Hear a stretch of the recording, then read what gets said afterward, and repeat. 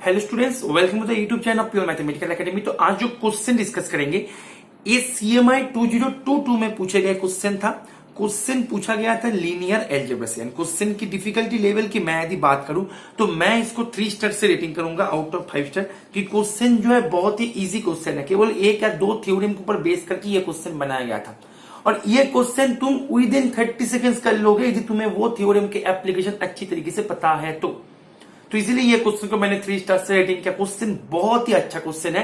तो क्वेश्चन को शुरू करने से पहले क्वेश्चन को मैंने ऑलरेडी जूम करके रखा है, जो मैं हर वीडियो में बोलता हूं कि क्वेश्चन को तुम एक बार खुद ट्राई करो, उसके बाद इसका सोल्यूशन देखो, क्योंकि बिना ट्राई करे सोल्यूशन देखने का कोई फायदा नहीं है तुम्हें।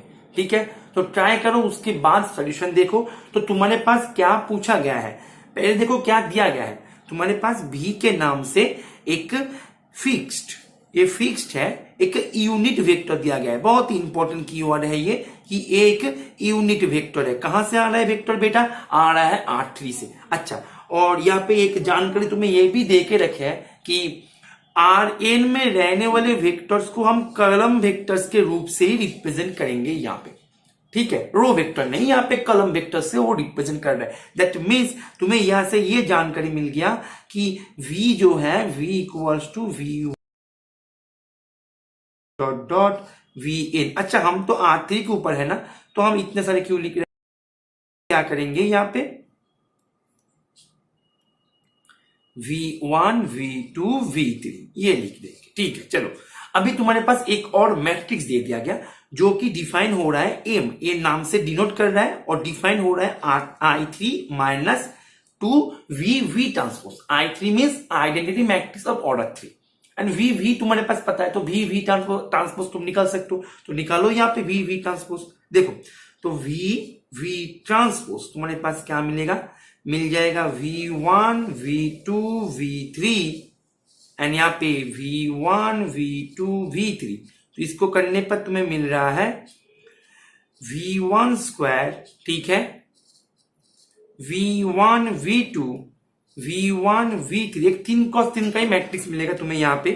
V1 V2 square V2 V3 and V1 V3 V2 V3 square. ठीक है, ये तुम्हारे पास एक मैट्रिक्स मिल गया।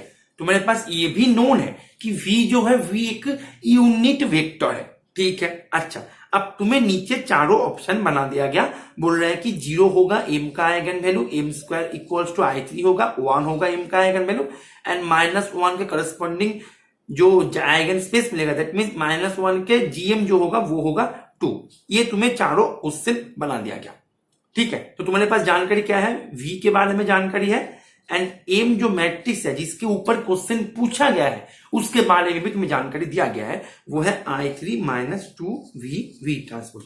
अब तुम देखो कि यहाँ पे कौन कौन से थ्योरम मैं यहाँ पे अप्लाई करने जा रहा हूं। देखो, तुम मुझे एक बात बता सकते हो कि तुम्हारे पास मानो एक मैट्रिक्स है, मैं तुम्हें जनरली पूछ रहा हूं, ठीक है, तुम्हारे पास एक मैट्रिक्स है मानो P के नाम से, P नहीं A के नाम से एक मैट्रिक्स है, जो कि मानो कि दोनों मैट्रिक्स के साम से बन रहा है। ध्यान से समझना, दोनों मैट्रिक्स के साम से बन रहा है। अब तुम मुझे बताओ, तुम्हारे पास यदि P का आइगन वैल्यू पता है, Q का भी आइगन वैल्यू पता है, मानो P का आइगन वैल्यू है λ1, मैं 2 cos 2 ले रहा हूं, λ2 एंड A है μ1 एंड μ2, तो A का आइगन वैल्यू क्या होगा? क्या ये λ1 प्लस μ1 λ2 प्लस μ2 ये हो जाएगा क्या? देखो ये नहीं होगा। इन जनरल की यदि बात करो, तुम यदि इन जनरल मैट्रिक्स को लेकर बात करो तो ये नीड नॉट, हो भी सकता है ना भी हो सकता है, नीड नॉट। लेकिन यहां पे ध्यान दो, ये जो वर्ड मैं भी बताने जा रहा हूं इस पे ध्यान दो। यदि P एंड Q में से किसी भी एक मैट्रिक्स स्केलर मैट्रिक्स बन जाए, I repeat, P and Q में से किसी भी एक मैट्रिक्स यदि स्केलर मैट्रिक्स बन जाए, then you can say that कि मानो P जो है P ही है स्केलर मैट्रिक्स। देन P का दोनों आइगन वैल्यू क्या होगा? सेम हो जाएगा। Then you can say that the eigen values of A must be equal to this, तब जाके ये सही हो जाएगा। बात को समझ में आ रहा है? अब तुम देखो, ध्यान से देखो, ध्यान देना यहाँ पे कि तुम्हारे पास एम जो है, एम बन रहा है दोनों मैट्रिक्स साम से बन रहा है, दोनों मैट्रिक्स का साम से। एक मैट्रिक्स, जहां पे एक मैट्रिक्स है स्केलर मैट्रिक्स, दूसरा मैट्रिक्स एक जो गिवन है वो हमें यहाँ पे दिख भी रहा है कि वो मैट्रिक्स है। अभी देखो, अभी एम जो क्वेश्चन देखो, मैंने जूम करके रखा है, क्वेश्चन देखो, क्वेश्चन में पूरा एम के आइगन वैल्यू के ऊपर ही चर्चा किया गया है। तो आइगन वैल्यू ऑफ एम निकालना कोई बड़ी टास्क नहीं होगा तुम्हारे लिए, क्योंकि तुम्हारा अभी फोकस किस पे रहना चाहिए कि आइगन वैल्यू सब 2v ट्रांसपोज का क्या होगा। तुम यदि इसके ऊपर फोकस डालो तो तुम्हारा काम हो जाएगा। v ट्रांसपोज का आइगन वैल्यू यदि λ1 λ2 λ3 आ जाए, 3 cos 3 पे है हम, तो m का आइगन वैल्यू क्या आएगा 1 माइनस 2 λ1, क्योंकि यहां पे आगे 2 है। v ट्रांसपोज का आइगन वैल्यू यदि λ1 λ2 λ3 आ जाए तो m का आइगन वैल्यू क्या आ जाएगा 1 माइनस 2 λ1, 1 माइनस 2 λ2, 1 माइनस 2 λ3, बस हो जाएगा काम तुम्हारा। ठीक है, तो now your task is to find the eigen values of v transpose. ठीक है, अब तुम यहां पे ध्यान दो, यहां पे है सबसे बड़ी थ्योरम की एप्लीकेशन। वो क्या है कि तुम्हारे पास, ध्यान से समझना बेटा, तुम्हारे पास यदि v के नाम से एक मैट्रिक्स दे दिया जाए, सॉरी एक वेक्टर दे दिया जाए v के नाम से, जो कि दिखने में इस प्रकार से है v1 v2 v3 dot dot dot vn। ठीक है, तो ये है तुम्हारे v, देन v ट्रांसपोज, ये मैट्रिक्स कितने ऑर्डर का मैट्रिक्स बनेगा, ये है 9 ये है n क्रॉस 1, v ट्रांसपोज आ जाएगा 1 क्रॉस n, तो ये मैट्रिक्स कितने ऑर्डर के बनेगा, ये मैट्रिक्स बनेगा n क्रॉस n ऑर्डर के, और ये तो हमें दिख भी रहा है, यहाँ पे हमने एक किया भी है। ठीक है, तो ये मैट्रिक्स का कैरेक्टरिस्टिक पॉइंट, ऑल्सो रिमेंबर कि ये जो मैट्रिक्स है, ये जो वेक्टर है, वेक्टर बिलोंग कर रहा है Rn पे, और हमारे क्वेश्चन में देखो, क्वेश्चन में भी Rn से ही है, तो हमें कोई इश्यू नहीं है यहाँ पे। ठीक है, अब तुम देखो, तो ये मैट्रिक्स का characteristic polynomial of this matrix v transpose, ये क्या हो जाएगा बेटा, ये हो जाएगा तुम्हारे पास x raise to the power n minus 1, क्योंकि ये पे ऑर्डर क्या है n है, into x minus trace of a। तुम्हें इसके बारे में जानकारी होना चाहिए, बहुत ही पॉपुलर है और इसका यूज बहुत जगह पे है। ऐसे क्वेश्चन केवल CMI नहीं पूछा है, बहुत सारे एग्जाम ने पूछ लिया है ऑलरेडी, CSI नेट ने पूछ लिया है। ठीक है, NBA ने भी शायद एक बार पूछा था, मुझे एग्जैक्ट साल नहीं याद आ रहा है, CSI नेट ने भी पूछा है, हाल ही में 2-3 साल पहले ही पूछ लिया था ऐसे एक क्वेश्चन, ऑर्थोगोनलिटी के ऊपर पूछ लिया था ऐसे ही बना के। तो तुम्हें इसके बारे में सफिशिएंट जानकारी होना चाहिए। इसका मिनिमल पॉलिनोमियल क्या होगा, ये तो मेरा कैरेक्टरिस्टिक पॉलिनोमियल से हमें काम है, मिनिमल पॉलिनोमियल से काम नहीं है, फिर भी मैं तुम्हें थोड़ा सा नॉलेज दे रहा हूं कि इसका मिनिमल पॉलिनोमियल हो जाएगा, minimal polynomial of v transpose, ये हो जाएगा x into x minus trace of a, provided कि trace of A not equal to 0। जब trace of A not equal to 0 हो तभी मिनिमल पॉलिनोमियल के ऊपर तुम कमेंट कर सकते हो, नहीं तो वो नीलपोटेंट मैट्रिक्स कहलाएगा। यदि trace of a equal to 0 हो जाए तो तुम देखो ना यहाँ पे कैरेक्टरिस्टिक पॉलिनोमियल सीधा x raise to the power n आ जाएगा, तब ये नीलपोटेंट मैट्रिक्स हो, ये डायगोनलाइजेबल होगा। तुम कब कमेंट कर सकते हो, ये डायगोनलाइजेबल कब, यदि trace of A not equal to 0 हो तब ये डायगोनलाइजेबल। तो बहुत कुछ ऐसे प्रॉपर्टीज है, तो हमारे यहाँ पे काम का है केवल ये वाला, तो हम अभी के लिए ये जो है ये तुम ये यूई पेपर में नोट कर लेना। ठीक है, अभी हमारे काम का है ये। ठीक है, तो देखो, और इसको कैसे आता है मैंने करके भी रखे है, मैं बता भी दूंगा, तुम देखो एक बार देख ही लो, अभी मैंने करके भी रखे है तुम्हारे लिए। देखो, तो यहाँ पे मैंने 3 क्रॉस 3 से हमें मतलब है, तो 3 क्रॉस 3 से हमने किया है। ये देखो मैंने यहाँ पे ऐसे किया है, फिर मैट्रिक्स को निकाला, फिर कैरेक्टरिस्टिक पॉलिनोमियल को निकाला। ठीक है, तुम क्या करो, यहाँ पे वीडियो को पॉज करो, स्क्रीनशॉट, अभी यहाँ पे पॉज करो, स्क्रीनशॉट लो। ठीक है, अब देखो इसका कैरेक्टरिस्टिक पॉलिनोमियल हमने निकाल लिया, देखो कैरेक्टरिस्टिक पॉलिनोमियल निकल गया, कैरेक्टरिस्टिक इक्वेशन निकाल लिया हमने, अब इसका रूट फाइंड करेंगे। अब यहाँ पे पॉज करो, स्क्रीनशॉट ले लो। ठीक है, तो देखो यहां से तुम्हारे पास सब कैंसिल होके तुम्हारे पास आखिर में ये मिल रहा है। अब तुम देखो एक्स स्क्वायर को जब तुम कॉमन लोगे तो क्या आ गया, x minus v1 square plus v2 square plus v3 square. ठीक है, इक्वल टू 0। अब देखो v1 square plus v2 square plus v3 square क्या है यहाँ पे, इसका ट्रेस है। बात को समझ में आ रहा है? तो क्या आ जाएगा, x माइनस यहाँ पे ट्रेस ऑफ a।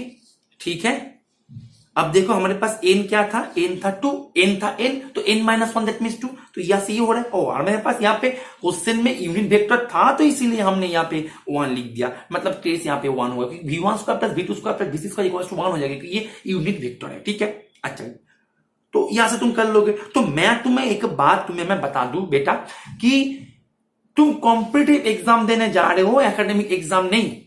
तो कॉम्पिटिटिव एग्जाम में कोशिश करो चीजें को जल्द से जल्द करने का, मैक्सिमम थ्योरम, मैक्सिमम जो रिजल्ट्स आते हैं बुक में, जो कोरोलरीज आते हैं, उसको याद करने की कोशिश करो। ठीक है, तुम कॉम्पिटिटिव एग्जाम राइट करने जा रहे हो, एकेडमिक एग्जाम नहीं, जो मैं अभी अभी बताया। सभी ने एमएससी करके आया है, सभी को बड़बड़ आते हैं, ये समझ के जाना। लेकिन वो कम टाइम में मैक्सिमम क्वेश्चन करना, यही होता है चैलेंज, यही होता है चैलेंजिंग मैटर। तो इसीलिए मैं तुम्हें रिकमेंड करूंगा, ये क्वेश्चन को तुम वो जो मैंने लास्ट में बता दिया वैसे मत करो, तो टाइम चला जाएगा, बर्बाद हो जाएगा। इसीलिए ये थ्योरम को तुम दिमाग में लेके जाना। तो मैंने सफिशिएंट थ्योरम तुम्हें बता दिया, अब हमारे क्वेश्चन में लौट के आते हैं। चलो, तो क्वेश्चन में हमारे पास क्या था, ये था, तो इसका हमारे पास आइगन वैल्यू निकल के आ जाएगा। तो तुम बताओ v ट्रांसपोज का कैरेक्टरिस्टिक पॉलिनोमियल मिलेगा x square x minus trace of A. Trace of A means v1 square plus v2 square plus v3 square. अभी देखो हमारे पास v जो है यूनिट वेक्टर क्वेश्चन में गिवन है, हम अपने आप से कुछ नहीं कर रहे, क्वेश्चन में गिवन है। तो दैट मीन्स ये क्या हो जाएगा बेटा, ये हो जाएगा 1। तो दैट मीन्स तुम्हारे पास v ट्रांसपोज का आइगन वैल्यूज क्या क्या निकल के आ रहा है, v ट्रांसपोज का आइगन वैल्यूज निकल के आ रहा है 0 0 and 1। Is it clear to everyone? Okay और नॉट? ठीक है, तो 2v ट्रांसपोज का आइगन वैल्यूज क्या क्या आएगा, 0 0 एंड 2। अभी तुम बताओ -2 2v ट्रांसपोज का आइगन वैल्यू क्या क्या आएगा, -0 मीन्स 0, -0 मीन्स 0, या पे आएगा -2। ठीक है, अब तुम क्या करो, i3 प्लस -2v ट्रांसपोज, ये इक्वल्स टू है m। अब तुम बताओ इसका आइगन वैल्यू क्या क्या आएगा, इसका आइगन वैल्यू है 1, इसका एक आइगन वैल्यू है 0, तो दोनों मिलके आ जाएगा 1। इसका एक आइगन वैल्यू है 1, इसका एक आइगन वैल्यू है 0, ये दोनों मिलके आ जाएगा 1, और इसका एक आइगन वैल्यू है 1 फिर से। ठीक है, इसका एक आइगन वैल्यू है -2, दोनों मिलके आ जाएगा -1। तो तुम्हारे पास m का आइगन वैल्यूज क्या क्या मिल गया, 1 -1 एंड 1 1 एंड -1। बस तुम्हारा काम हो गया। अब क्वेश्चन को ऑप्शन को देखो एंड टिक करते हुए जाओ, काम तुम्हारा खत्म। यहाँ पे देखो क्वेश्चन हो गया, बोल रहा है कि 0 m का आइगन वैल्यू होगा। क्यों होगा, हमारे पास आइगन वैल्यू मिल गया 1 1 -1, नहीं होगा। ठीक है, 1 is an eigen value of m, बिल्कुल सही। बोल रहा है कि eigen space of the eigen value -1 is 2 dimensional, मतलब बोल रहा है कि -1 के करस्पॉन्डिंग जो gm होगा वो होगा 2। अच्छा तुम मुझे बताओ, gm बड़ा है या am बड़ा है, जियोमेट्रिक मल्टीप्लिसिटी बड़ा है या अरिथमेटिक मल्टीप्लिसिटी बड़ा है? तो यहाँ पे -1 का am क्या है, 1 है। तो हमें पता है कि gm is greater than equals to 1 less than equals to am होता है। यदि -1 का मैंने यदि ऑप्शन डी को टिक किया तो -1 का gm हो जाएगा 2, तो am क्या हो जाएगा, ग्रेटर देन इक्वल्स टू 2। लेकिन हमारे -1 का am क्या होके रखा है, -1 का am होके रखा है 1, जो कि पॉसिबल नहीं है। तो दैट मीन्स यहाँ पे डी जो है, डी यहाँ पे गलत है। तो अभी के लिए हमारे पास सी मिल गया सही जवाब। अब देखते हैं कि m² इक्वल्स टू i3 होते हैं कि नहीं होते। ठीक है, तो देखो तुम्हारे पास m क्या है, मैं m को चेंज कर दूंगा। तुम्हारे पास m है, तुम्हारे पास i3 -2v ट्रांसपोज।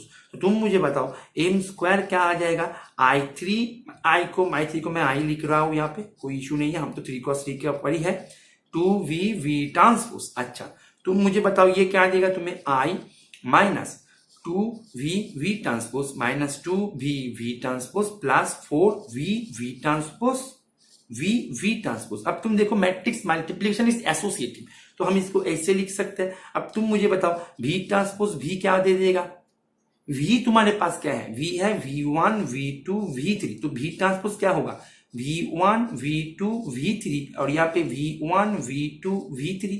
तो दोनों का प्रोडक्ट क्या आ रहा है, ये 1 × 3, ये 3 × 1, तो ये 1 + 1 का स्केलर आएगा, तो ये आएगा v1² + v2² + v3²। अभी हमें पता है कि v है unit vector, that means norm of v = 1, that means v1² + v2² + v3² = that means ये आ जाएगा 1।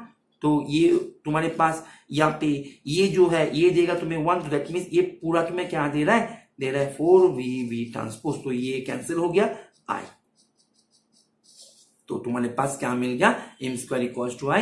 ये भी बिल्कुल सही जवाब है, तो इसका आंसर आ जाएगा B एंड C।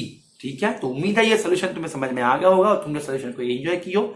तो तुम्हारे अपकमिंग जो एग्जाम्स है, चाहे वो CSIR नेट की तैयारी कर रहे हो या IIT JAM की या गेट की तैयारी कर रहे हो, वो तैयारी वो प्रिपरेशन तुम यदि एक प्रॉपर गाइडेंस के साथ लेना चाहते हो, then you can join our regular batches. ठीक है, रेगुलर बैचेस में ज्वाइन करने के लिए तुम्हें करना क्या होगा, हमारे यहाँ पे जो स्क्रीन पे दिए गए नंबर है, यहाँ पे तुम्हें कॉल कर लेना है या फिर व्हाट्सएप कर देना है। ठीक है, एक बात मैं तुम्हें और बता दूं, तुम यदि तुम्हारे प्रिपरेशन को एक टेस्ट सीरीज के माध्यम से आगे लेके जाना चाहते हो, तुम्हारे प्रिपरेशन को यदि बूस्ट देना चाहते हो कि टेस्ट सीरीज के माध्यम से, then you can also join our test series batches. हमारे टेस्ट सीरीज बैचेस में जो टेस्ट सीरीज तुम्हें दिया जाएगा, वहां पे कोई भी प्रीवियस ईयर क्वेश्चन तुम्हें दिखने को नहीं मिलेगा। जो क्वेश्चन तुम्हें मिलेगा बिल्कुल न्यू क्वेश्चंस मिलेगा, जैसे हमने new question of the day के नाम से देते भी है। ठीक है, तो वो क्वेश्चन के साथ प्रैक्टिस करके तुम तुम्हारे प्रिपरेशन को काफी बूस्ट दे सकते हो। हम कोशिश करते हैं वो क्वेश्चन को तुम्हारे अपडेटेड सिलेबस पे जो अपडेटेड पैटर्न है उसके अकॉर्डिंग कॉन्सेप्चुअल हाईली देने की कोशिश करते हैं। ठीक है, तो वहां पे भी तुम ज्वाइन कर सकते हो। उसके लिए भी तुम्हें इसी नंबर पे कॉल कर लेना है या फिर व्हाट्सएप कर देना है उसके बारे में जानकारी लेने के लिए। तुम यदि फर्स्ट टाइम देख रहे हो, मैं तुम्हें बता दूं, ये हमने प्रीवियस ईयर क्वेश्चन सॉल्व किया जो कि CMI से पूछे गए क्वेश्चन था। CMI PhD entrance MSc entrance में पूछे गए क्वेश्चन था। हम न्यू क्वेश्चन देते हैं जो कि कोई भी प्रीवियस ईयर क्वेश्चन नहीं है, जो हमारे खुद का क्वेश्चन है। वो क्वेश्चन हम हमारे सोशल प्लेटफॉर्म्स पे देते हैं, उसका लिंक तुम्हें डिस्क्रिप्शन पे मिल जाएगा। वहां पे भी तुम ज्वाइन होकर तुम्हारे प्रिपरेशन को काफी बूस्ट दे सकते हो। ठीक है, तो मुझे सोल्यूशन तुम्हें समझ में आ गया होगा। Thank you.